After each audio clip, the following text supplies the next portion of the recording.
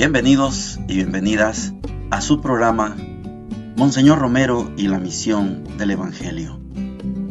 Un programa que lleva dos objetivos: conocer a Monseñor Romero y estudiar la Sagrada Escritura con un juicio crítico desde la teología de la liberación.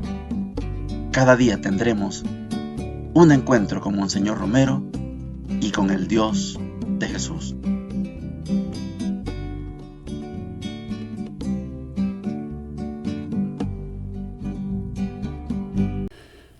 Hola, ¿qué tal? Este es su programa Monseñor Romero y la misión del Evangelio. Es miércoles 23 de octubre, miércoles de la semana 29. Quiero comenzar este programa, no digo lamentando porque yo eso no lo lamento. Anoche nos notificaron que falleció el padre Gustavo Gutiérrez. No será conocido para ustedes, para este servidor sí. Gustavo Gutiérrez se le puede reconocer como el padre de la teología de la liberación. Digo que no lo lamento porque 95 años es una larga vida y Gustavo necesitaba ya tener su traspaso, su paso, su siembra, y ahora viene la cosecha de todo lo que logró hacer, los pensamientos, el sentimiento, la enseñanza, lo magistral que nos pudo dejar. Gustavo Gutiérrez es peruano, formó parte de lo que se llama la patrística, es uno de los santos padres de la Iglesia latinoamericana, y es justo que Gustavo se nos vaya, descanse, que vaya a reunirse con Monseñor Romero, que vaya a hablar con Pedro Casaldáliga, con Samuel Ruiz, con todos los que formaron parte de su equipo, Elder Cámara, Leonidas Proaño, todos esos padres de la Iglesia latinoamericana. Ya es justo que se encuentren, que disfruten lo que usted y yo anhelamos un día, tener ese encuentro con nuestros antepasados. Gustavo Gutiérrez luchó contra su última enfermedad y anoche nos notifican que ya terminó la batalla. Ha tenido que partir de nuestro lado, y yo sé que muchos y muchas, más que lamentar, vamos a agradecer la vida que Dios le dio a él en función de la Iglesia latinoamericana. Un abrazo de verdad hasta el cielo a Gustavo y a todos los que ya pasaron por este mundo, por este pueblo latinoamericano, pensando bien y haciendo el bien. Monseñor Romero ya agarró camino para Roma. Describe en el diario por dónde va, qué hace. Yo solo quiero destacar que Monseñor va bien claro que lo que va a hacer a Lovaina no es a recibir un honor para él. No va a eso, Monseñor. Va porque el padre de Planck le dijo: hágalo porque es un servicio a la Iglesia, y por ese sentimiento él va.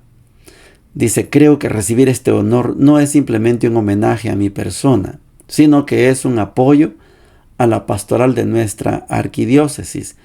Y es un apoyo general a todos cuantos trabajan en esta línea que el Concilio Vaticano II ha iniciado para la Iglesia. Destaco también de hoy la visión, la opinión que Monseñor tiene sobre Roma. ¿Qué significa para él llegar a Roma? Roma significa para mí volver a la cuna, al hogar, a la fuente, al corazón, al cerebro de nuestra Iglesia.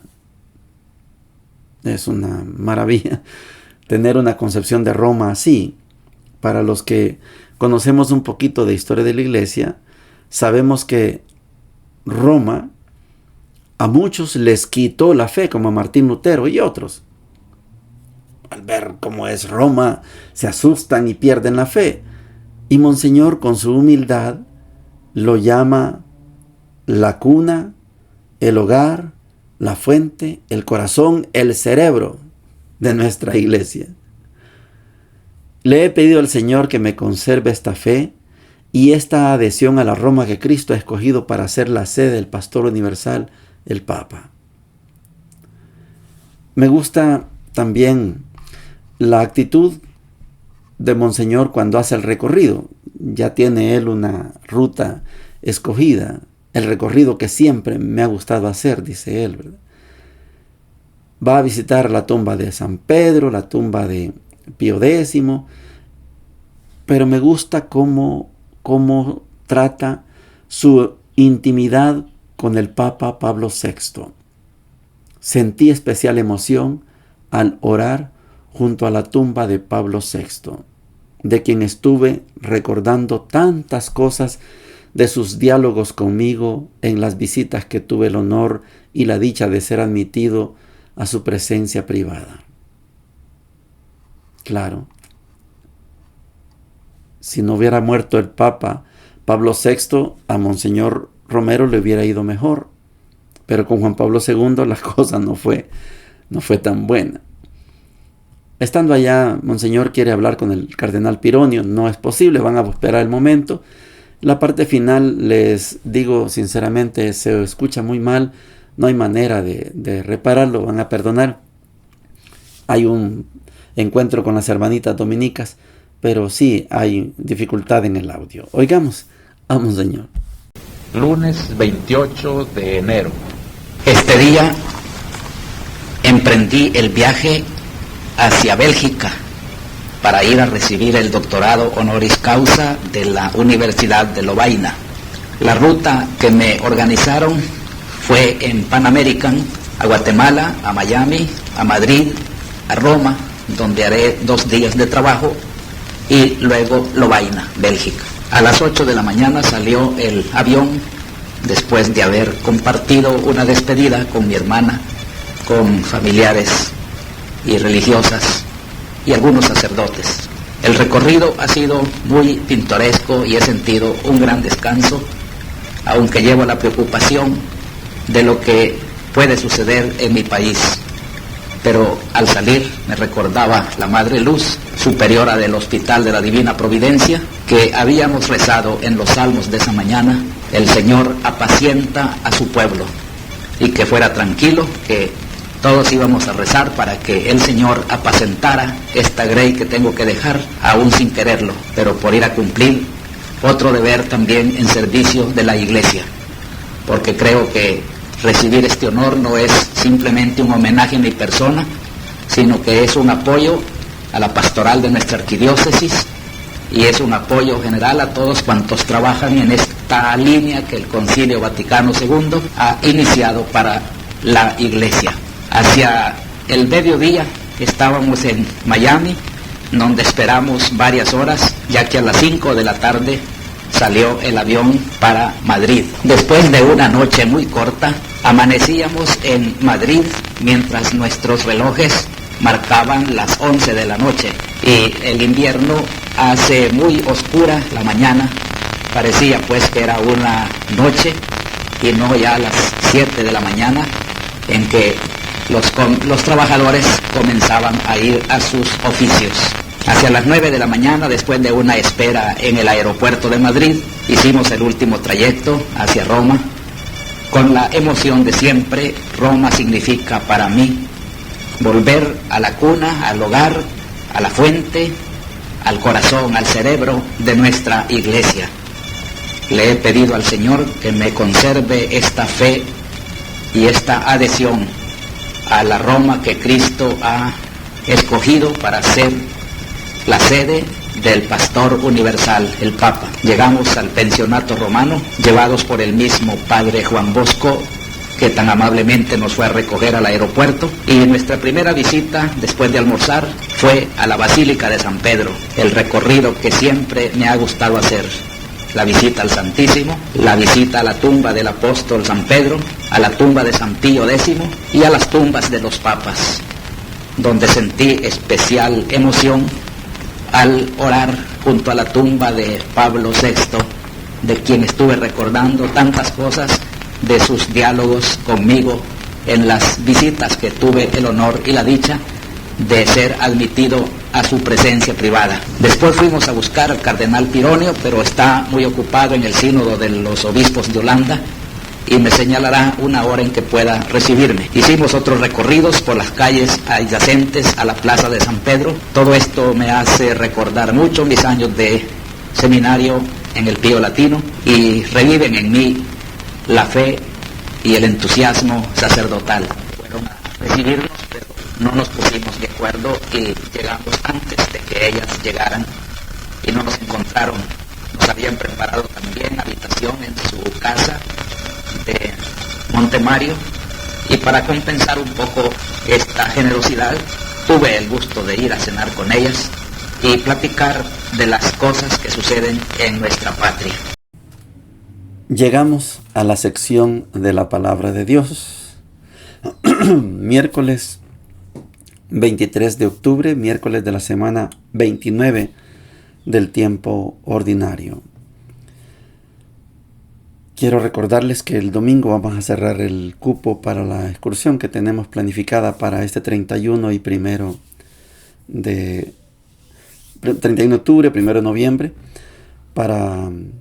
Vamos a entrar por Guatemala, a dormir a Antigua y en la mañana del 1 salimos después del desayuno, vamos para Zumpango a vivir esa experiencia que yo espero que la disfruten como yo la disfruto, con el respeto, por supuesto, de la cultura cachiquel, a donde vamos a estar, porque hay diferencias entre ellos y nosotros, cómo celebran, cómo hacen memoria de sus difuntos, y de verdad hay un espacio, voy a decir la palabra, un espacio santo, en donde lo único que yo les aconsejo hacer es contemplar, callar, observar, vivir, respirar ese ambiente. Y después, lógicamente, vamos a ver los barriletes, a ya disfrutar esto, por lo menos esperar hasta el momento en que los exhiben, que los ponen ya en sus, no sé si de llamarles piañas a esos, unos grandes como horcones, estacas, unas enormes cosas donde los soportan y retornar a la casa. Vamos a tratar de cerrar el domingo el espacio a los que se puedan apuntar, ya lógicamente hay varios, porque el día martes que tengo que ir a hacer el prechequeo y ya miércoles preparar y salimos en la madrugada del jueves 31. Las lecturas para el día de hoy, continuamos con el tema de esta carta, documento a los Efesios. Ahora llegamos al capítulo 3.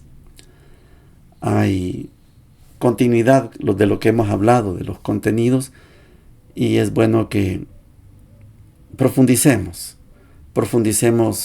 un poquito más en esto. Estamos hablando de Efesios 3, del 2 al 12, y dice lo siguiente: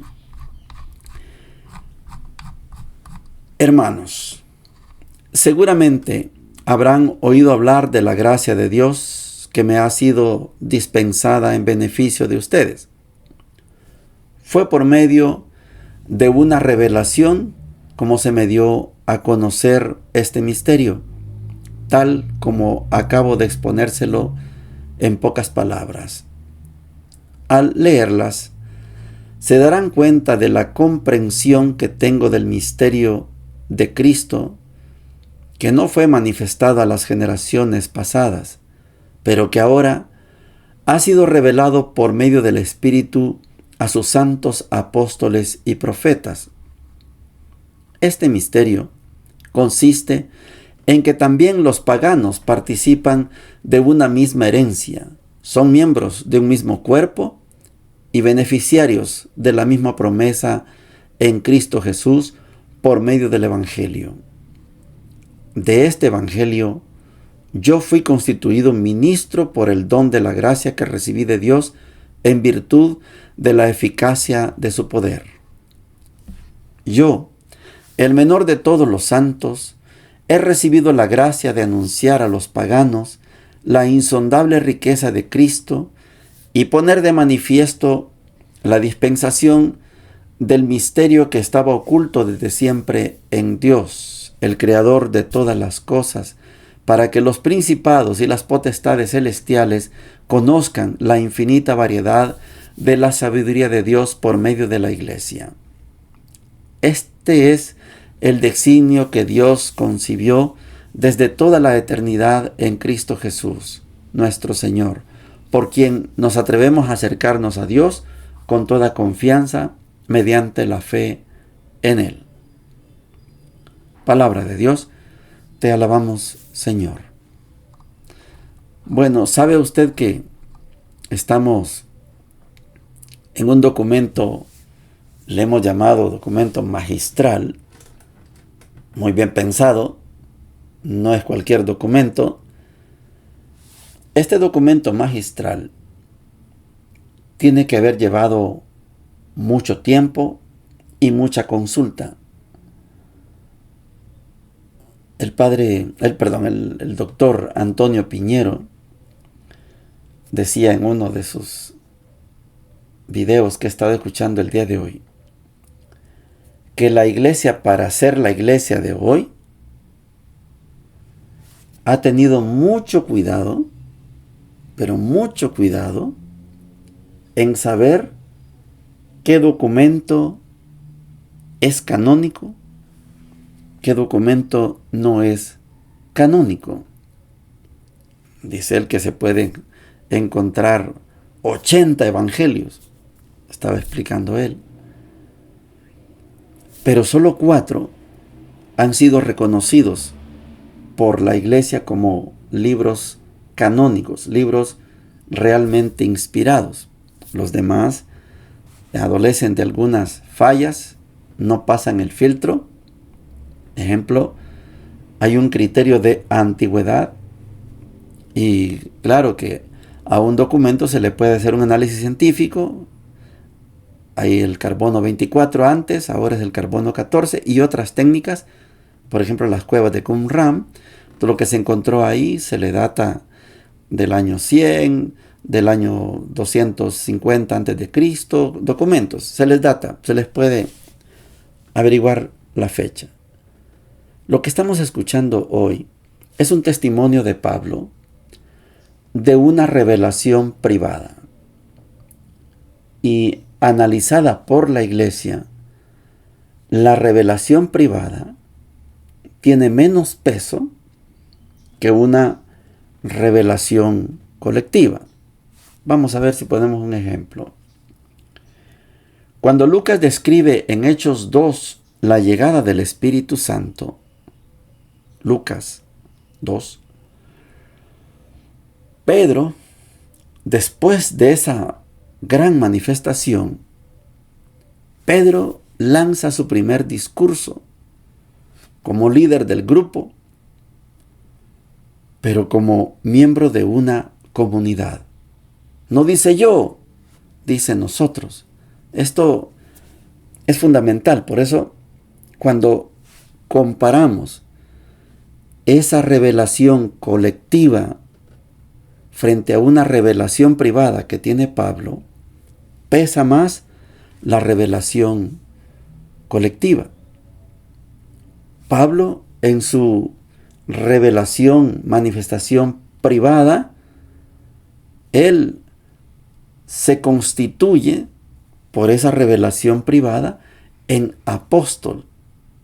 Claro que Pablo se llama el más pequeño. A veces él mismo ha llegado a llamarse aborto.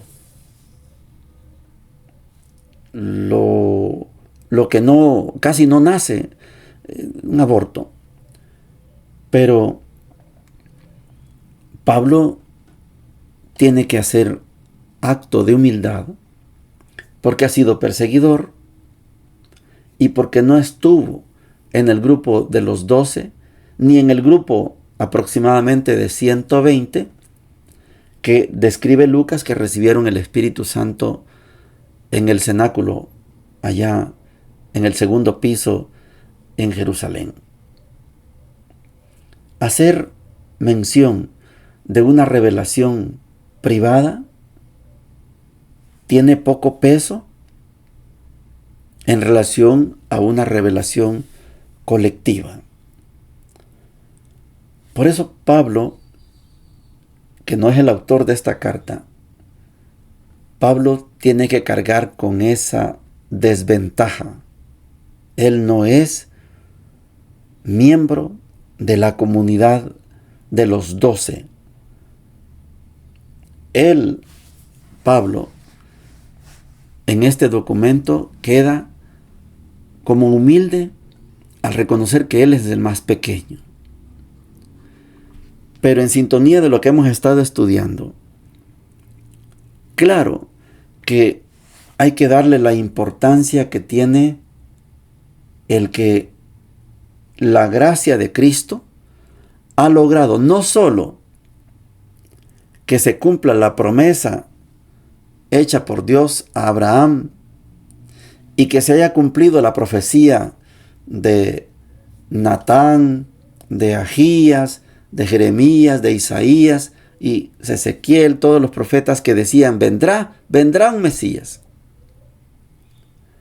sino que Dios es tan bueno que no solo pensó en el pueblo de Israel, sino que pensó en todos los pueblos. Por eso Pablo, en este documento a los Efesios, queda expresando que ya estaba planificado en Dios que a la hora que llegara el Mesías, el Cristo, no hubiera exclusión. El Mesías, el Cristo, el ungido, no es solo para un pueblo. El Mesías, el ungido, el Cristo es para todos los pueblos. Esa fue la decisión de Dios. Lo tenía bien guardado y lo había revelado a sus santos. Yo soy uno de esos. Y también los 12, los apóstoles. Estaba revelado, estaba guardado hasta que se lo reveló a los apóstoles. A mí también. A ellos en colectivo, a mí en privado. Pero lo reveló. Yo soy el menor de todos los santos. He recibido la gracia de anunciar a los paganos la insondable riqueza de Cristo y poner de manifiesto la dispensación del misterio que estaba oculto desde siempre en Dios, el creador de todas las cosas, para que los principados y las potestades celestiales conozcan la infinita variedad de la sabiduría de Dios por medio de la iglesia.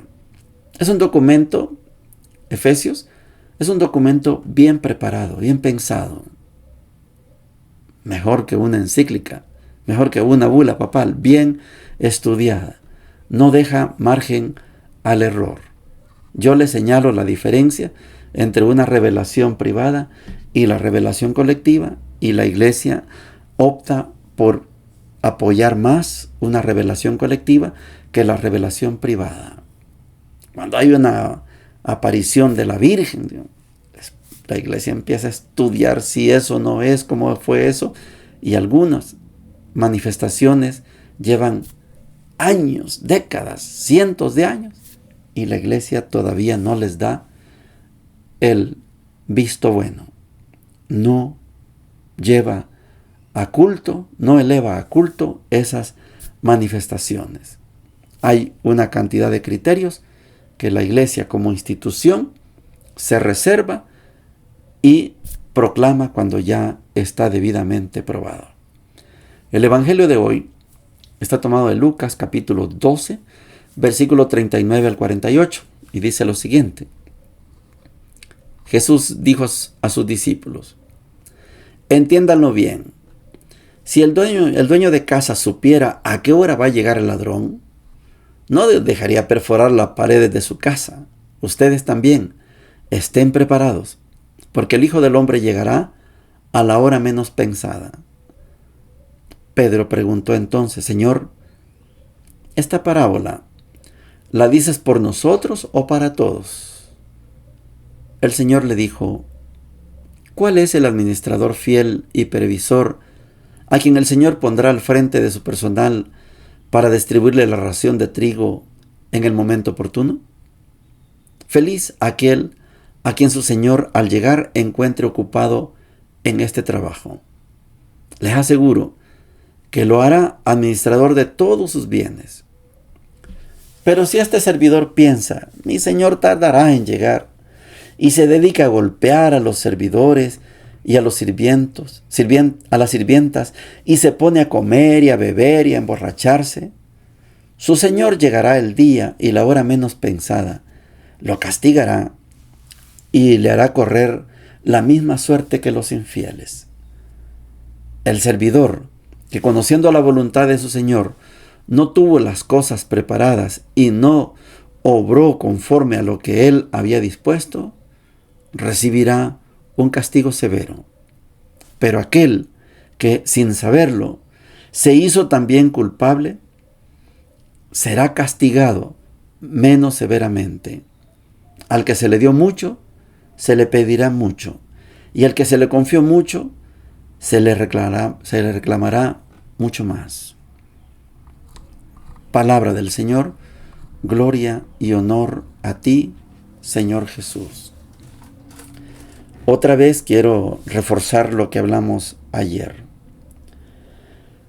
No es lo mismo ser discípulo que ser apóstol.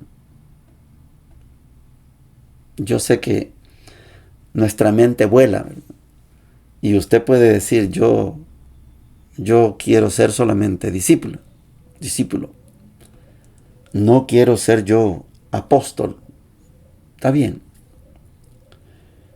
Pero si el Señor a usted lo llama para ser apóstol, hay que leer Lucas 12, 39, 48. Aquí están las consecuencias de ser apóstol.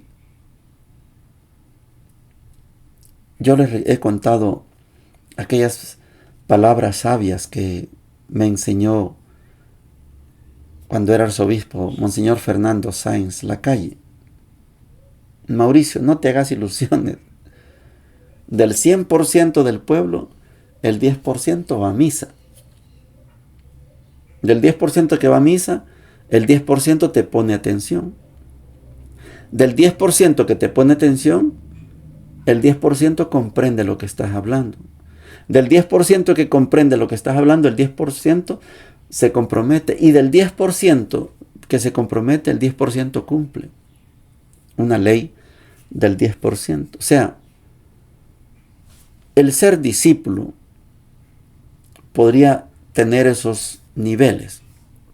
No todos van a misa, no todos ponen atención, no todos comprenden, no todos se comprometen y no todos cumplen. El 10% del 10% es poquito, pero es que esa es la realidad, según las palabras de Monseñor Sáenz. Y por eso, cuando alguien es llamado apóstol, es porque es del 10% que asistió, puso atención, comprendió, se comprometió y cumplió. Cuando yo estaba en Guatemala, me incorporé, después de salir de la cárcel, yo me incorporé a un coro, Voces al Señor se llamaba el coro. Los segundos o cuartos domingos, no recuerdo, nos uníamos los dos coros, el coro de muchachas y el coro de muchachos, nos uníamos y cantábamos porque era una misa a las 2 de la tarde en honor a X intención, y nosotros la cantábamos. Y ese domingo, cuarto domingo de Pascua, era creo 24 de abril de 1982, 83, no sé, 84. Curiosamente solo llegué yo. Éramos cerca de 25, 30 los del coro, Y solo llegué yo. Y estaba el organista y yo. Y como lo común, estábamos en el segundo piso, donde está el coro, yo puse toda la atención a la predicación del padre Francisco Santiago. Y él pegaba gritos en su oratoria, de verdad como muchos, muy pocos sacerdotes son oradores. Él era un gran orador. Y llamaba a que Dios suscitara jóvenes que fueran sacerdotes. Yo escuché con atención todo. Cuando terminó la homilía, le digo al organista: Juan Antonio, ¿cómo se hace para entrar al seminario? Juan Antonio se emocionó y dijo: ay, usted tiene vocación. En la noche me presentó con el padre y comenzó el proceso hasta ser sacerdote. La diferencia entre discípulo y sacerdote es que ser discípulo basta con asistir, con poner atención, con entender, en comprometerse y cumplir. Hasta ahí, discípulo. Pero ser apóstol es llevar las riendas de esa cantidad de discípulos. Es un trabajo duro. Por eso, al que más escala, al que más compromiso se le da, más se le exige. ¿Se imagina usted la exigencia que tiene el Papa? Monseñor Romero participó, escuchó, comprendió, se comprometió y cumplió. Y por eso fue llamado a ser apóstol. Y como apóstol cumplió y sigue cumpliendo su trabajo. Gustavo Gutiérrez, de quien hacemos memoria hoy. Claro que comprendió, claro que se comprometió, claro que cumplió Gustavo. Terminó su vida con las botas puestas, cumplió su misión de ser apóstol y, más que apóstol, padre de esta iglesia latinoamericana. Ya Gustavo está cosechando lo que sembró. Monseñor Romero ya cosechó. Rutilio y Acuría ya cosecharon. Ser discípulo es el primer paso. Ser apóstol es un segundo paso. Unos prefieren quedarse como discípulos, otros aceptan el reto de dar el segundo paso a convertirse en apóstol. Llamados a ser apóstoles estamos todos. Por revelación colectiva, como lo describe Lucas, o por revelación privada, como lo describe Pablo. Pero todos y todas estamos llamados y llamadas a ser apóstoles.